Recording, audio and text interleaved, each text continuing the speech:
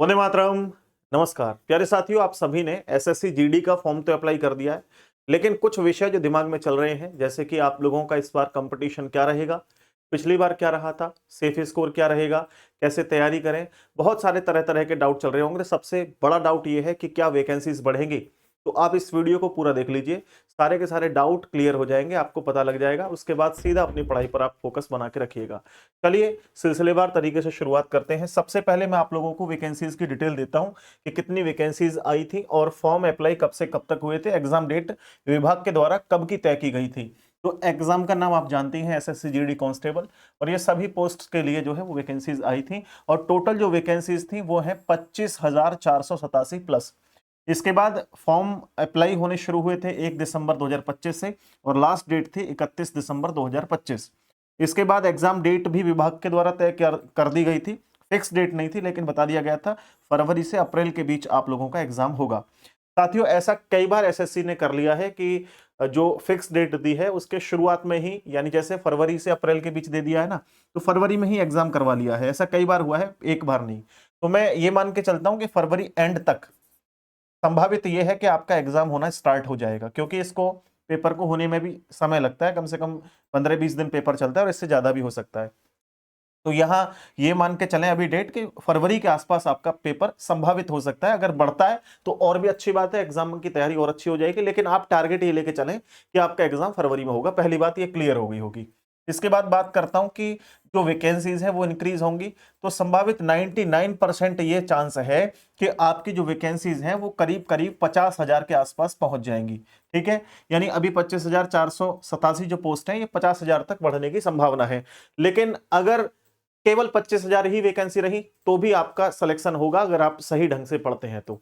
आपका उद्देश्य ये ना हो कि वैकेंसीज ज्यादा हो, आपका उद्देश्य ये हो जितनी वैकेंसी है आपका सिलेक्शन उन्हीं में हो। चलिए इस विषय को भी समझते हैं। तो उसके लिए हमें तैयारी भी एक सही रणनीति बना करके करनी होगी। अब वो रणनीति कैसे बनाई जाए, पहले हम लोग देखेंगे कि कब कब कितनी कितनी वैकेंसीज आई हैं और उस विभाग पर कितना कट ऑफ रहा है, और आपको कितना जो है स्कोर अब की बार करना है, और वो स्कोर कैसे करना है ये भी मैं आपको बता के चलूंगा। देखिए, सबसे पहले वर्ष 2018 की बात करता हूं, तो यहां देखिए 52,20,335 टोटल फॉर्म भरे गए थे, और 60,210 वैकेंसीज थी, यानी टोटल 60,210 वैकेंसी थी। अब यहां इसके बाद में आप देखें कि 2021 आया, और 2021 वो समय था जब लॉकडाउन के बाद में कोई वैकेंसी पहली बार आई थी, क्योंकि 2018 के बाद में 19-20 तक लॉकडाउन रहा था, और कोरोना काल का सबसे जो है क्रिटिकल पीरियड था ये। तो यहां देखो कितने फॉर्म भरे गए थे। सबसे ज्यादा जो है बूस्टअप हुआ था फॉर्म भरने में, 71,74,580 फॉर्म भरे गए थे, और टोटल वैकेंसी कितनी थी, 25,271। 2023 में फिर वैकेंसीज आई तो 54 लाख फॉर्म भरे गए, 54,15,138, और 50,187 वैकेंसीज थी। यहां वैकेंसीज अच्छी खासी थी। इसके बाद देखो 2024 में भी 47,45,501 फॉर्म भरे गए, 46,617 पोस्ट थी टोटल। इसके बाद 2025 की बात करते हैं, यानी कि लास्ट ईयर में 52,69,000 फॉर्म अप्लाई किए गए थे, और करीब 53,690 पोस्ट थी। इस बार अभी तक ऑफिशियल डेटा तो नहीं आया कि कितने फॉर्म अप्लाई हुए हैं, लेकिन पुराने आंकड़ों को देखते हुए मैं ये जरूर कह सकता हूं कि आपके जो फॉर्म भरे गए हैं वो 50 लाख प्लस भरे गए हैं। 50 लाख प्लस भरे गए हैं, 50 से 55 तक हो सकते हैं। ठीक है, 50 से 55 लाख फॉर्म हो सकते हैं, और वैकेंसीज कितनी है, 25,487। ये बढ़ सकती है, मैं 99% इसके लिए कह सकता हूं कि ये वैकेंसीज बढ़ेंगी। ठीक है, क्योंकि कई बटालियन नई भी बनी है, मैंने आप लोगों को पहली वीडियो में बताया था। ठीक है, तो ये संभावित बढ़ेंगी। अब बात करेंगे हम सेफ स्कोर क्या रह सकता है, और सेफ स्कोर के लिए आपको सिलेबस कैसे कंप्लीट करना है, कितना पढ़ना है। ज्यादा नहीं बताऊंगा, जितना जरूरी है वही चीजें मैं आपको बता के चलूंगा। देखिए, सबसे पहले आप लोग जो है वो state wise vacancies cut off 2024 और 25 दोनों वर्षों का देख लो। तो यहाँ हरियाणा, यूपी, बिहार और राजस्थान, हर एक राज्य में, हर एक राज्य के अंदर, हर एक स्टेट के अंदर जो कट ऑफ रहती है वो 3 पॉइंट्स के आधार पर होती है। सबसे पहले जैसे जर्नल की जर्नल में भी आप बॉर्डर एरिया की देख सकते हैं, और कई कई जगह पर नक्सल वाला क्षेत्र है तो नक्सल के आधार पर भी हो सकती है, ठीक है। और कई स्टेट ऐसे होते हैं जिनमें बॉर्डर वाला और नक्सल वाला नहीं होता, केवल जर्नल ही होता है। तो जैसे अगर मैं बात करता हूं यहाँ पे हरियाणा की, तो हरियाणा में आप देखिए तो बॉर्डर वाला कोई जो है पॉइंट नहीं है, केवल जर्नल वाली ही होती है। तो यहाँ देखें वैकेंसी जो थी वो 461 थी, और कट ऑफ रही थी 121.34 पे। ये कब रही थी? 2024 में। और 2025 में 539 वैकेंसी थी और 121.34 पर ये आपकी कट ऑफ रही थी। उसके बाद उत्तर प्रदेश की बात करता हूं तो जर्नल कैटेगरी में 4500 वैकेंसी थी, 139.94 आपकी कट ऑफ रही थी। ये बहुत कट ऑफ है, बूम ये कह सकते हैं हम लोग एकदम। और 2025 में 5305 आप लोगों की पोस्ट थी और 122.04 आपकी कट ऑफ रही थी। अच्छा, यूपी में बॉर्डर में थोड़ी कम जाती है, बॉर्डर वाले क्षेत्र में। जैसे यहां देख सकते हैं आप, पिछली बार कट ऑफ 108.06 थी और 2025 में कट ऑफ 94.04 थी। इसके बाद बात करते हैं बिहार की, तो बिहार में आप जर्नल में देख सकते हैं इतनी वैकेंसी थी 125.71 आपकी गई थी 2024 में। और 2025 की बात करें 3602 वैकेंसी थी, 116.83 आपकी कट ऑफ गई थी। और अगर बात करता हूं या बिहार के बॉर्डर वाले क्षेत्र की, तो यहाँ 102.15 रही थी कट ऑफ 2024 में, और 2025 में जो कट ऑफ रही है वो 91.04। इसके बाद नक्सल की बात करें तो नक्सल की थोड़ी ज्यादा रही है, 119.79, ठीक है, 2024 की ये कट ऑफ है। उसके बाद बात करता हूं राजस्थान की, तो राजस्थान की जो जर्नल की पोस्ट थी वो 1789 और 138.93 पर आपको लोगों की कट ऑफ गई थी 2024 में। और 2025 में 2209 पोस्ट थी, 125.49 पर आप लोगों का कट ऑफ गई थी। बॉर्डर वाले क्षेत्र में ये कट ऑफ कम थी, 119.58 आप लोगों की 2024 में और 102.57 2025 में थी। तो ये वो राज्य थे, जैसे हरियाणा, यूपी, बिहार, राजस्थान। इसके बाद कुछ और स्टेट्स की बात करता हूं, जैसे मध्य प्रदेश। देखिए मध्य प्रदेश की जो जर्नल की रही थी 1570 पोस्ट थी टोटल, तो 133.04 आप लोगों का कट ऑफ रही थी 2024 में, और 2025 में 118.6 रही थी, ठीक है। और 2025 में 2025 ही पोस्ट थी इसमें। महाराष्ट्र की बात करता हूं तो जर्नल में 2205 पोस्ट थी, 105.04 पर आप लोगों का कट ऑफ रही थी, और 2025 में 91.03। झारखंड में जर्नल की देखो, इसमें नक्सल की देखो, महाराष्ट्र में नक्सल की जो है 89.15 थी, और यहां देखो कितनी कम थी 2025 में, 65.14। अब उसके बाद देखो झारखंड में जर्नल की 2326 और 102 यानी 2326 पोस्ट थी और 102.24 आप लोगों का कट ऑफ डेटा था 2024 का। 2025 की बात करूं 1552 पोस्ट है, 109.38 आप लोगों का कट ऑफ रही है। और नक्सल में 2024 में 102.94 और 2025 में 71.41।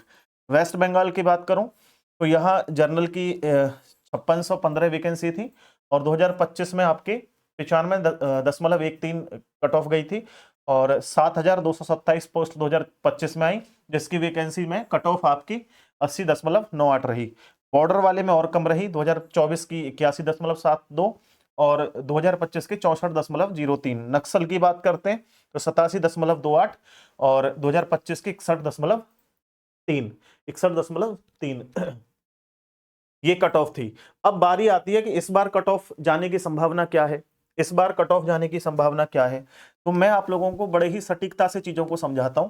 बहुत सारे स्टूडेंट कहेंगे कि पहले से रो देते हैं, वो थोड़ी सी कट ऑफ ज्यादा बताऊंगा ना, पहले से रोना उनका जो है शुरू हो जाएगा।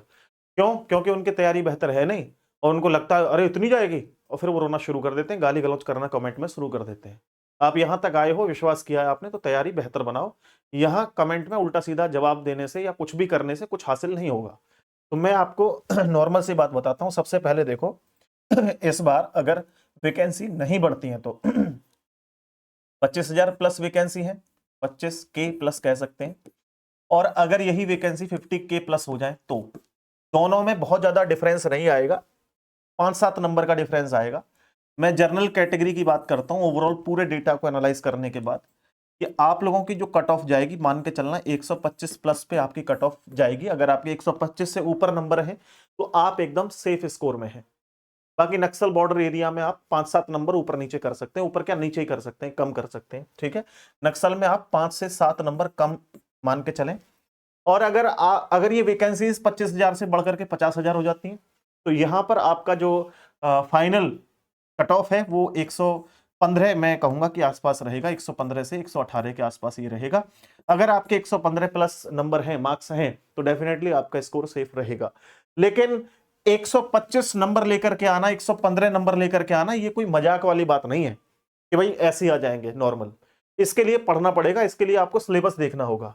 जरा सिलेबस आप लोग 1 मिनट एनालाइज कर लीजिए, आपको और क्लैरिटी हो जाएगी, चीजें और भी बेहतर ढंग से समझ में आएंगी।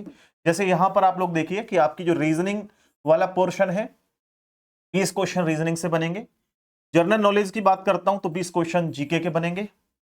अगर मैं मैथ की बात करता हूं तो 20 क्वेश्चन मैथ के बनेंगे, और इंग्लिश या हिंदी आपके पास ऑप्शन होता है कि आप इंग्लिश चुनेंगे या हिंदी, तो ये भी 20 नंबर का है, यानी 20 क्वेश्चन होंगे।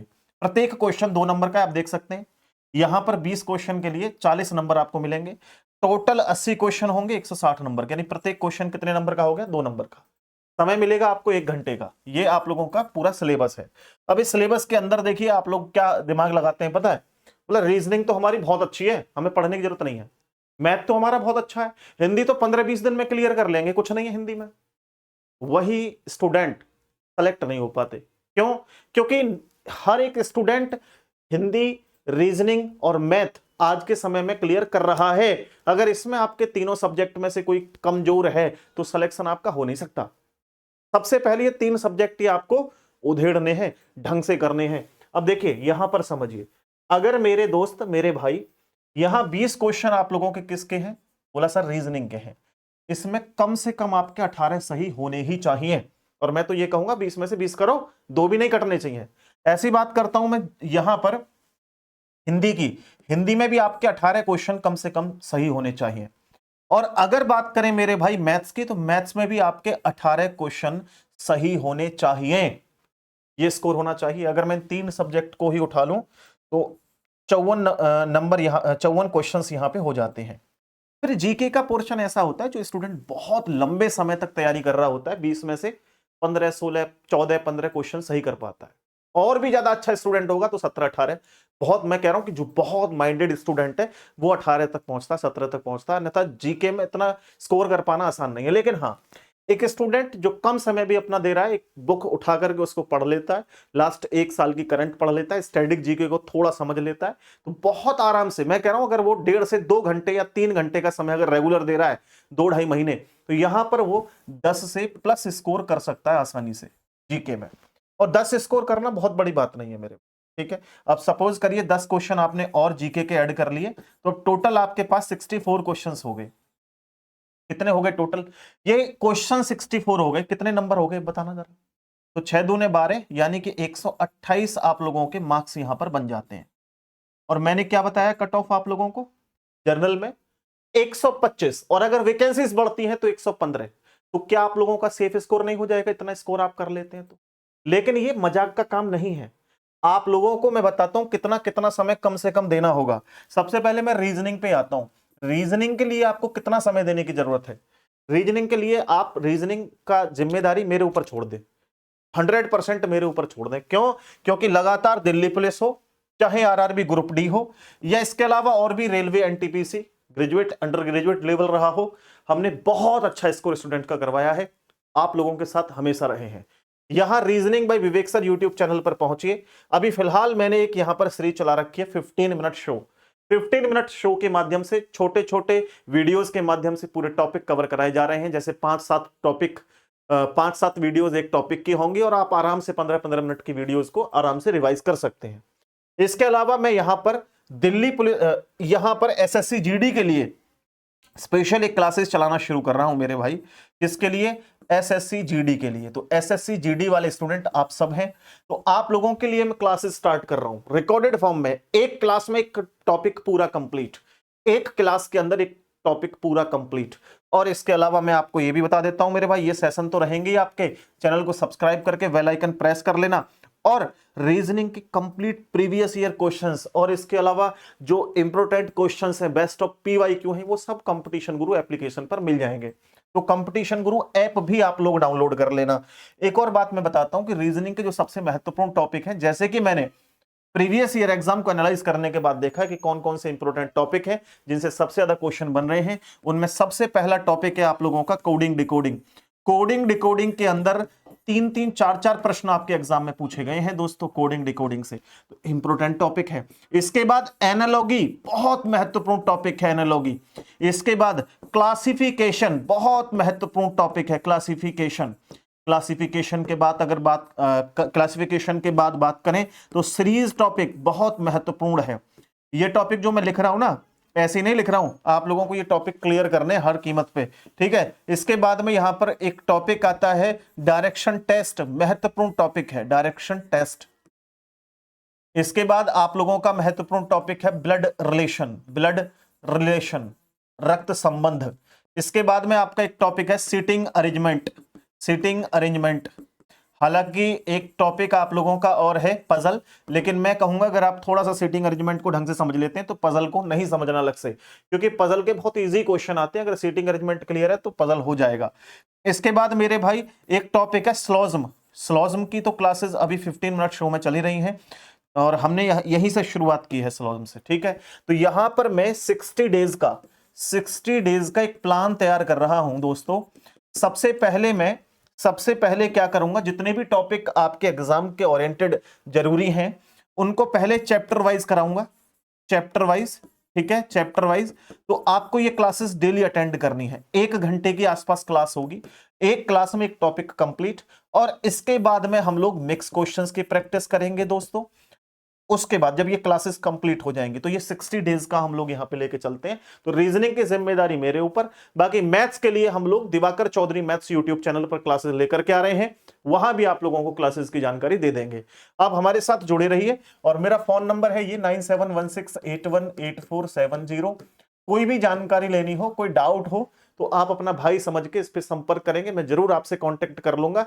व्हाट्सएप पे मैसेज का रिप्लाई का तुरंत इंतजार मत करना, जैसे ही मैं फ्री होऊंगा क्लास वगैरह से वो आपको जरूर रिप्लाई करूंगा, ठीक है मेरे भाई। तो आपसे बस इतना ही मैं रिक्वेस्ट करता हूं कि जल्दी से चैनल को सब्सक्राइब कर लीजिए और रेगुलर हमारे साथ आकर के पढ़ाई जारी रखिए, क्योंकि हम पढ़ाने पर पूरा फोकस बना के रखते हैं, फालतू की बातों से हमें भी मजा नहीं आता है, ठीक है भाई। उम्मीद करता हूं कि सारी बातें आपको क्लियर हो गई होंगी। अब अपनी पढ़ाई पर फोकस रखिए। बहुत बहुत धन्यवाद एवं नमस्कार, मिलते हैं नेक्स्ट वीडियो में नए टॉपिक के साथ। Take care, bye bye.